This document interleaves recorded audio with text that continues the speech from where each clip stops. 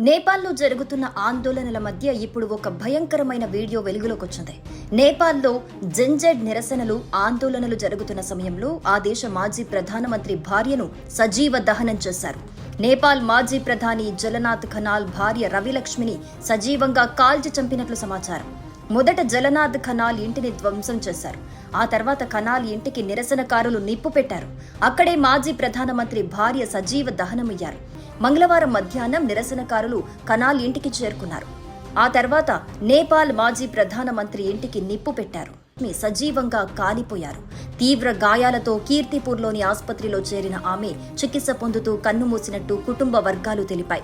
ఇవన్నీ జరుగుతున్న సమయంలోనే నేపాల్ ప్రధానమంత్రి కేపీ శర్మ ఓలీ ఇంటికి కూడా నిప్పు పెట్టారు. అలాగే పార్లమెంటు భవనాన్ని కూడా తగలబెట్టారు. రెచ్చిపోతున్న ఆందోళనకారులు అతి దారుణంగా ప్రవర్తిస్తున్నారు. ఆ దేశ మంత్రులను వీధుల్లో ఉరికించి దాడి చేస్తున్న దృశ్యాలు సోషల్ మీడియాలో వైరల్ అవుతున్నాయి. కర్ఫ్యూను సైతం ఉల్లంఘిస్తూ పోలీసులు సైన్యంతో ఘర్షణకు దిగుతున్న వీడియోలు నెట్టింట హల్చల్ చేస్తున్నాయి.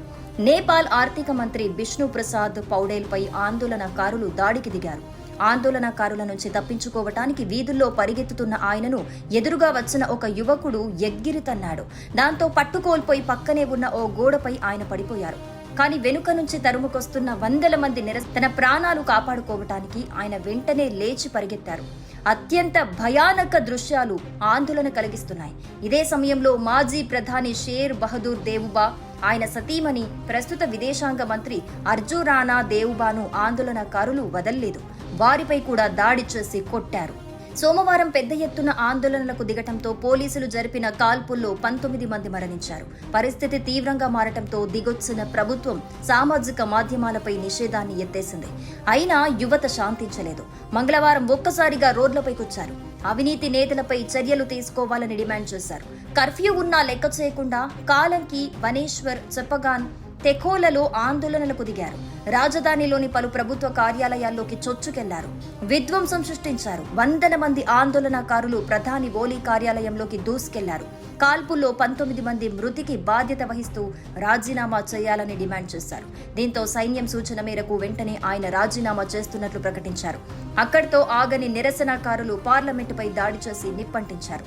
ఆందోళన హింసాత్మకంగా మారటంతో సైన్యం సూచన మేరకు ప్రధాని కేపీ శర్మ ఓలీ సహా పలువురు మంత్రులు రాజీనామా చేశారు. వారిని దేశం దాటింది. ఆందోళనల నేపథ్యంలో కాఠ్మాండులోని త్రిభువన్ అంతర్జాతీయ విమానాశ్రయాన్ని మూసివేశారు. భారత్ నుంచి వెళ్లే విమానాలను నిలిపివేశారు. సరిహద్దుల్లో భారత ప్రభుత్వం అప్రమత్తత ప్రకటించింది. నేపాల్లోని భారతీయుల రక్షణ కోసం చర్యలు చేపట్టింది.